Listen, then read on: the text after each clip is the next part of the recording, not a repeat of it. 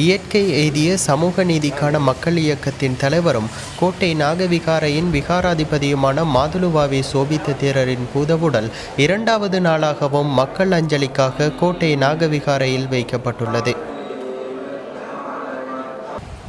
இன்றைய தினமும் இனம் மதம் மொழிகளை கடந்து பல்லாயிரக்கணக்கான பொதுமக்கள் தேரரின் பூத உடலுக்கு இறுதி அஞ்சலி செலுத்துவதற்காக வருகை தருவதை எம்மால் அவதானிக்க முடிந்தது.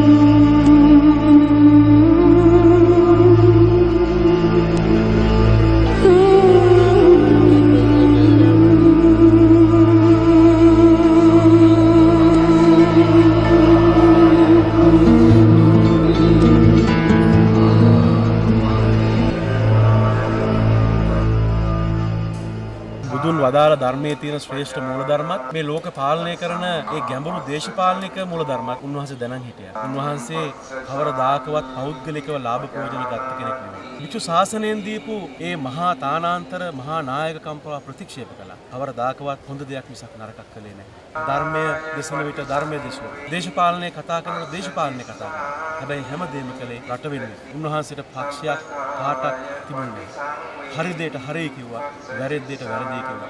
අපේ රට අන්නතුරකට ලක් වූ සෑම අවස්ථාවකදීම පක්ෂය පාට නොදකා ක්‍රියා කරපු ස්වාමීන් වහන්සේ නමක් හැටියට අපිට හඳුන්වන්න පුළුවන්. කිසිම රජයකින් කිසිම දෙයක් බලාපොරොත්තුවක් නැතුව සම්බුද්ධ ශාසනය ආරක්ෂා කිරීමටත් ඒ වගේම අපේ රට එක්සත් රටක් හැටියට පවත්වාගෙන යාමටත් යහපාලන ගැන පාලකයන්ගේ අවධානය යොමු කරපු මහානායක ස්වාමීන් වහන්සේ නමක් හැටියට අපිට උන්වහන්සේ හඳුන්වන්න පුළුවන්.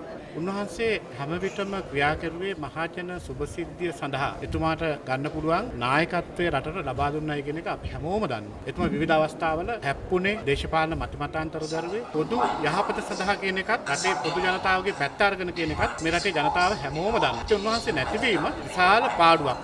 රටට අවශ්‍ය කරන මොහොතක එතුමාගේ සමු ගැනීම අපට දරා ගන්න බැරි ශෝකයක්. ආගමික සංහිඳියාව, සහජීවනය, සහෝදරත්වය ගොඩනගන්නට හුඟක් උත්සාහ කරා மெத்துமானான். அதேவேளை தேரரின் பூத உடலுக்கு இறுதி அஞ்சலி செலுத்துவதற்காக வருகை தரும் பொதுமக்களுக்கு அன்னதானம் வழங்கும் பணிகளை பல்வேறு சிவில் சமூக அமைப்புகள் மற்றும் தனியார் நிறுவனங்கள் முன்னெடுத்து வருகின்றது.